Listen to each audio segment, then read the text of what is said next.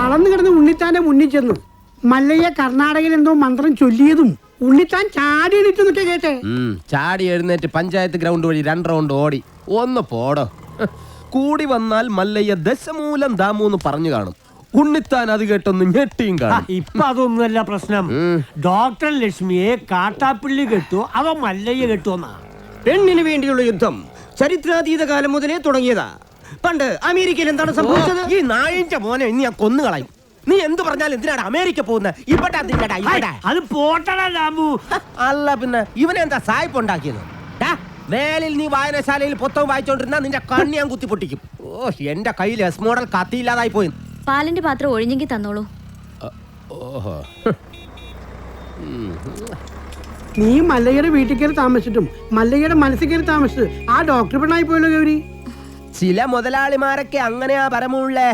വീട്ടിലൊരു സെറ്റപ്പ് ഉണ്ടെങ്കിലും കല്യാണം കഴിക്കുന്നത് വേറെ പെണ്ണിനെ ആയിരിക്കും. ഇഷ്ടപ്പെട്ടില്ലേ? പെട്ടില്ല. മാപ്പൊന്നും പറയണ്ട, പൊക്കോ. വൃത്തിയായിട്ടവനെ ഉമ്മ വെച്ച് കളിക്കുന്ന. ചെവിയും കെട്ടൂടാ, കണ്ണും കണ്ടൂടാ. ശിവനെ, ഇത് യാത് ജില്ല. നിക്കറിയവിടെ. തൽക്കാലം മല്ലയെ ഇത് അറിയണ്ട. പെങ്ങളൂട്ടി പൊക്കോ. യുവമാരൊന്നും ശരിയല്ല, പൊക്കോ. സ്ത്രീകളെ ഞാൻ തല്ലാറില്ല, പക്ഷെ ഇതുപോലെ ചിരിക്കുന്നവന്മാരെ ഞാൻ വെറുതെ വിടാറുമില്ല. കമന്റടിച്ചിട്ട് ചിരിക്കുന്നവടാ കള്ളക്കളവാ. ചിരിക്കടാ, ധൈര്യം ഉണ്ടെങ്കിൽ ചിരിക്കടാ. നിനക്കൊക്കെ എന്നെ ശരിക്കും അറിയാൻ പാടില്ല. എടാ, നീയൊക്കെ ബോംബെയിലെ അധോലോകമായ ധാരാവി ധാരാവി എന്ന് കേട്ടിട്ടുണ്ടടാ? ഞാൻ കേട്ടിട്ടുണ്ട്, പോയിട്ടുണ്ട്. എന്താടാ? അണ്ണാ, ഇനി പോകുമ്പോ എന്നെ കൂടെ കൊണ്ടുപോകൂ. സത്യം, ഞാൻ ഇതുവരെ പോയിട്ടില്ല. ഫുൾ ചെലവ് എന്റെ വക. കൊണ്ടുപോവാന്ന് പറ. ഇനി വേറൊരു കഥ പറയാം. ആ കൈ എടുത്തേ.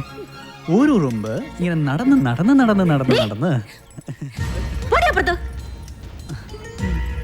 ഞങ്ങൾ ഈ ആനയുടെ ഉറുമ്പിന്റെ കഥ. ഒരു കാര്യം പറഞ്ഞേക്കാം, അങ്ങനെ ദേഹത്ത് തൊട്ടുള്ള കഥ പറച്ചിലൊന്നും വേണ്ട.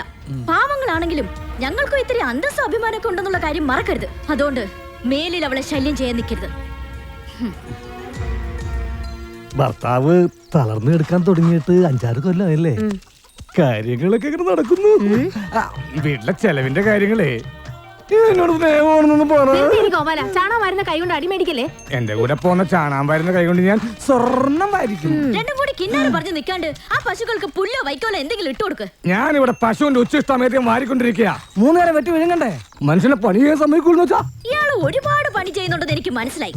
പാലില് വെള്ളം ചേർത്ത് വിൽക്കുക, വൈക്കോല് മറിച്ച് വിൽക്കുക, ഇതൊക്കെയല്ലേ താൻ ചെയ്യുന്ന പണി. എന്റെ ഈ അന്ന സത്യം ഞാനങ്ങനെ ചെയ്തിട്ടില്ല. വെറുതെ കഴിഞ്ഞ ആഴ്ച നടന്ന കാര്യങ്ങൾ പറഞ്ഞ് എന്നെ നാറ്റിക്കരുത്. ഒന്നിനും വിശ്വസിക്കാൻ കൊള്ളില്ല. വിശ്വസിച്ച് കൂടെ നടക്കുന്നവരാ ചതി കാണിക്കുന്നത്. ഇവളെന്താ ഒരുമാതിരി വാവെടുത്ത പശുവിനെ പോലെ? ഞാൻ ഇന്നലെ വെണ്ണ കട്ട് വിറ്റതെങ്ങാൻ ഇവളറിഞ്ഞ